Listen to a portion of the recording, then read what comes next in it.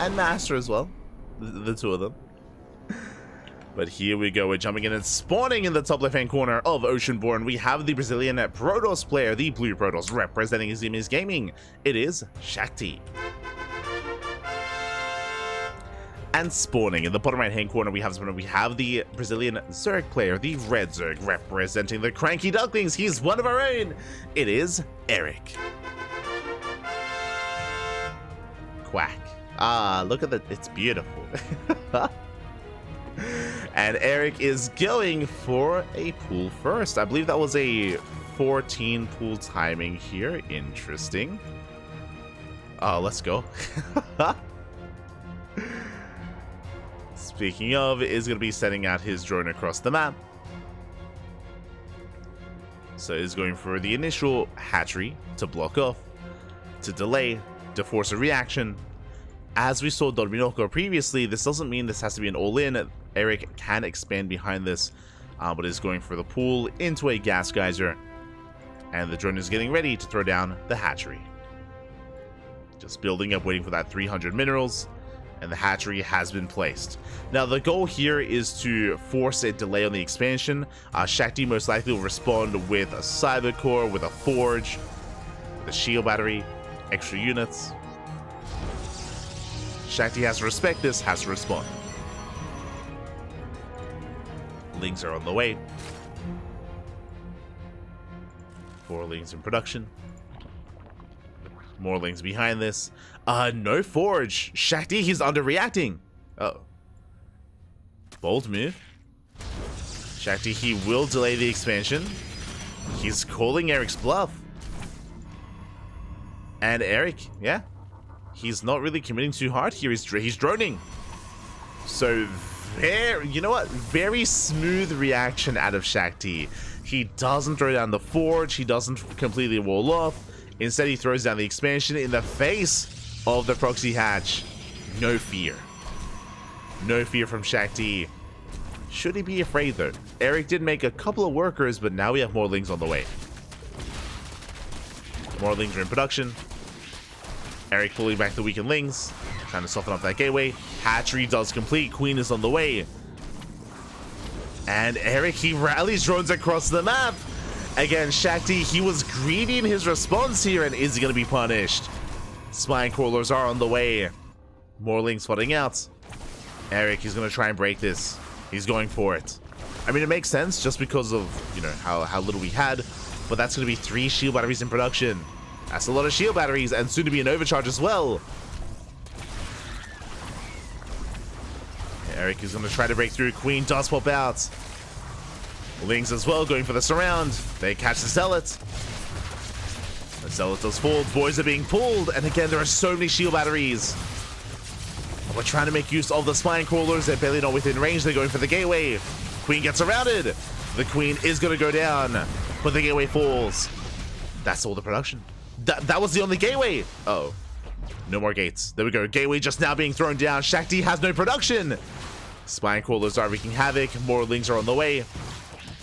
Overcharge does run out. And Erik, how does he approach this? For now, he's going for the cyber core.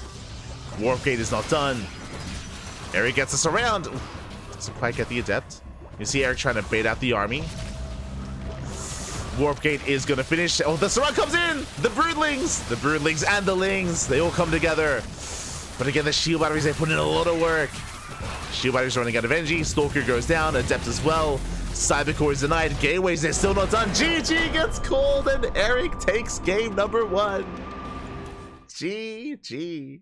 Oh my god. There was so many mind games at play here.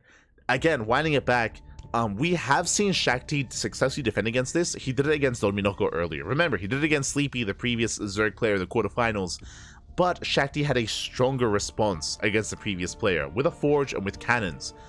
This time, as we saw, as I was trying to point out, Shakti, he was kind of calling Erik's bluff, and he was going for a very greedy response, assuming that Erik wasn't going to commit. He was assuming that Erik was expanding back at home and droning. And Erik did make some workers, but he made like 2 or 3 drones.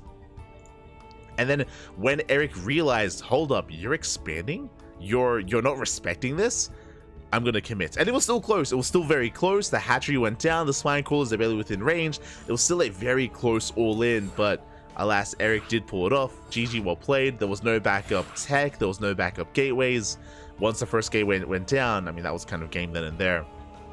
And GG, Erik does take a lead. Now we're getting ready for game number 2. Let's go.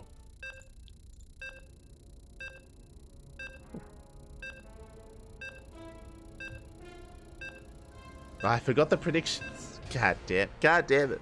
I was so engrossed in the game. I forgot the predictions, papi. I mean, they're closed by now. But there is a 2-minute delay on stream, which is why the predictions are also delayed whenever I talk about them. So I do apologize for the late predictions, but here we go. We're jumping into game number 2 and spawning in the bottom right-hand corner of Golden Aura. We have the Brazilian Protoss player, the blue Protoss representing Ximius Gaming down in the series. We'll see if he can bounce back. It is Shakti. And spawning in the top left-hand corner, we have as opponent, we have the Brazilian Zerg player, the red Zerg representing the CranKy Ducklings, going for a 15 hatch this time. It is Erik. Okay, this time no 12 pool, no 14 pool. It is going to be a 15 pool. So I was expecting a 15 hatch, but no, that is a 15 pool into... Are we going for the gold? Are we going for the gold, or are we going for another... Okay, we're going for another hatch block. Okay. So it's going to be a later spawning pool into a gas, into, once again, a hatchery across the map. Because the spawning pool is later, I'm assuming that it's not going to be as aggressive this time, but we'll see. We'll see how this all comes together. As Erik does rock up, and he's going for, this time, yep, the hatch block. So this time, this hatchery should not finish. This is just designed to delay. We have 4 lings in production. We'll see how Erik brings it all together here. We shall see. Boys are being pulled. Erik is droning up. And Erik should be expanding. He should be expanding. He should be droning. This should just be a delayed economic opener for Erik. Or his goal here is just to delay the economy. Shouldn't be to kill. As there's the natural. I mean, last game Erik also took a natural base.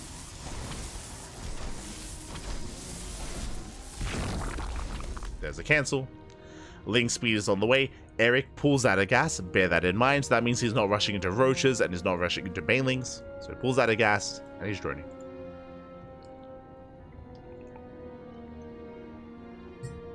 Erik is droning up.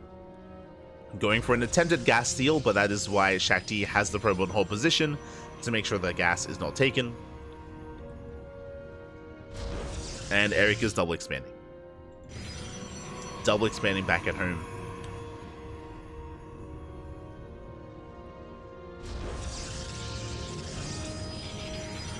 And settling in.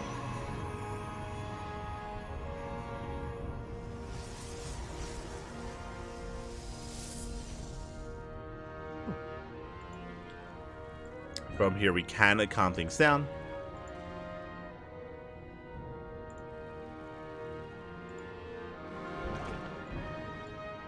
Depth will threaten a shade and does commit actually. We do have a bit of a citizen's arrest. The drones are going to be pulled. 2 drones go down so far. Worth it here for Shakti. 2 drones for 1 adept. Likewise, I mean, especially because it isn't just 2 drones. Bearing in mind, Erik is down in workers because of, I mean, the opener. So every drone kill matters that much more this early on. The game will calm down. Another worker falling. Oh, and we can take a moment to breathe and progress. Shakti, interesting. So again, because the opener was so chaotic, and because Shakti's natural was delayed, you can see that Shakti actually hasn't thrown down any tech. No Stargate, no Robo, no Twilight Council. Shakti is going for a 3rd expansion before tech. This is actually quite greedy. But the reason why Shakti is cutting corners is because of the delayed natural. So to try to catch up and try to maintain himself, Shakti is being very greedy. Erik throws down a very early Roach Warren. This is a, what, 4 minutes... It was around 4 minute 18 Roach Warren timing. Gas is being taken. Lair is on the way. This should lead into a Roach push from the side of Erik. And I worry here because, again, Shakti's tech is delayed and he's going to have that much less to defend. Behind this, Shakti going for a Twilight Council. Could go into Charge, Blink, or Glaives. They're all viable options here for Shakti. So it does move out. At the same time, Lings move in. Trying to get a read on what's going on. Getting eyes on transferring workers. Lings are amassing. Erik cutting workers at 42. 42 drones. 2 gases.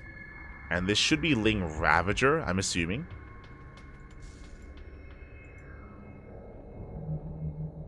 As Erik is... Okay, never mind. Erik is droning. Erik is droning up. He wants the Stalkers. There's no blink. There is no blink. He does catch 1 Stalker. 1 Stalker goes down. Zealot Adept as well. And Erik, he wants more. He wants more Stalkers. Up, up. Can he get them? He can't. Oh, he gets us around. Not like this. And as a result, he will catch 1 more Stalker. Barely, not a second though. Whew. As Shakti, he breaks out, gets within range of the shield battery. Shakti does survive. And behind this, Erik, he droned up to 50. Getting a 4th expansion for Larva. And he's flooding more Lings. Flooding more Lings. Again, Blink is still not done. Now, if Erik dives, there is an overcharge. So Shakti should be okay. Defensively, he should be fine. The Overlord does have eyes on this. Erik is getting ready. Erik actually supply blocked. Ooh, Shakti being a little bit cavalier. He moves out. As he moves out, Erik moves in. He wants the shield batteries.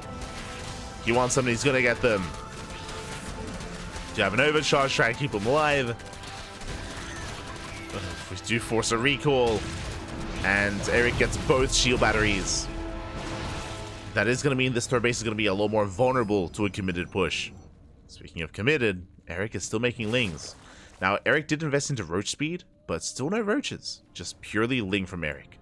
And again, they work quite well against Ling Stalkers. Just Ling. And speaking of Blink Stalkers, they're getting caught out. Blink is done, but Erik, he does force out the Blink. Gets an Adept. Gonna keep chasing. No backup shield batteries at the 3rd. Likewise, no shield batteries at the 4th. I mean, nice positioning from Shakti. He holds his own. Yeah, Erik, he cannot engage. Not into that army. Erik has to pull away. And now he's embracing Ling Ravager. I mean, I say that there's no gas for Ravagers, but you know what I mean. Erik, he's getting there. Oh, the Roach is being punished.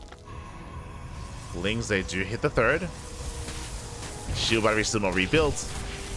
Probes are going down. That does force Shakti back home. Oh no, that shield battery gets denied. Oh god. 7 probe kills. At the same time, Erik's still amassing up Ling Roach. Still no Ravagers though. Just purely Ling Roach. Again, he's got the 4th just for Larva, getting a 5th expansion just for Larva as well. As much Larva as he can get. And Erik is on a pretty low drone count, like he's pretty committed here. They will get in. Not quite though. The shield battery and the cannon do buy time.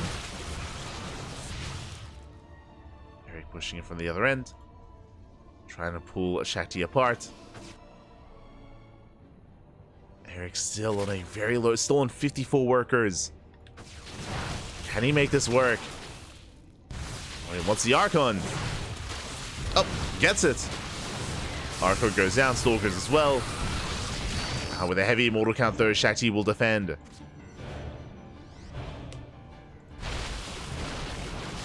Erik is being forced back.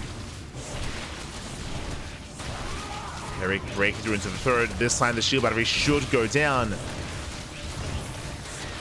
Yeah, the cannon, the shield battery, nice hold position, Viper. Army's out of position, and can Erik take down the expansion? Looks like he can. He can, and he will. The third base goes down. At the same time, Erik distracting at the fourth, pulling Shakti apart. And eventually, this might just force an all-in. Shakti's replacing the expansion, lost 11 probes. Shakti is still yet to move out.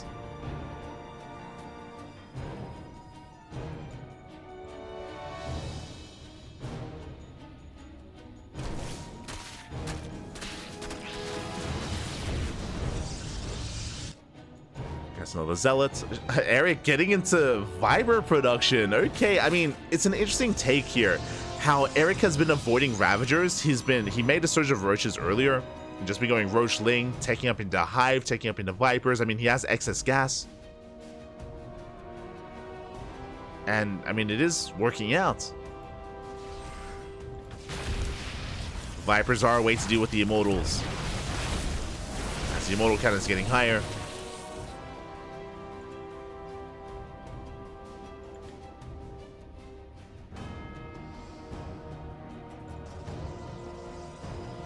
Erik maintains map control. Erik is maxed. But Erik does have to wait for those Vipers. They're gathering energy as we speak. Shakti, if the game goes on any longer, then Shakti can recover and overwhelm. Like, time is on Shakti's side.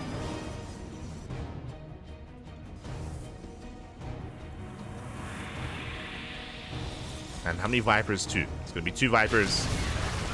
Letting Roach hits the right-hand side. Erik shaving off the little things, does catch an Archon. Gets 1, gets 2. 2 Archons go down. Erik pulling back. Viper's pushing in. And again, Erik needs to snipe those Immortals. He's going for it. Gets all 3. Yeah, 3 Immortals go down. Massive pickups. Prism a little bit too late to respond. And there's 1 abduction left. Erik trying to snowball in. I don't think Erik quite has enough, though. May have on the other side. Oh, getting an Archon. Not a bad pickup. That was the final abduction. Erik has to pull away. At the same time, Erik, yeah, he does break through on the right-hand side. He pulls Shakti apart, takes down 2 more Immortals. GG, well played. And Erik takes the series 2-0. GG. Oh my god. A very chaotic series. GG, well played. Erik, I don't think he ever drone up more than 3 base saturation there. That was what? I think 66 drones at most? At most. He was on 54 for so long. And he capped out at 66. It was crazy. Erik was very committed, very all in. If Erik had traded any worse, if he had lost the Vipers, if he didn't get the abductions off, then Shakti would have held. But in the end, Erik did barely pull it off. GG, well played. With that, Erik advances on to the grand finals, where Erik is waiting for the winner of Inexorable and Kamikaze. GG, well played.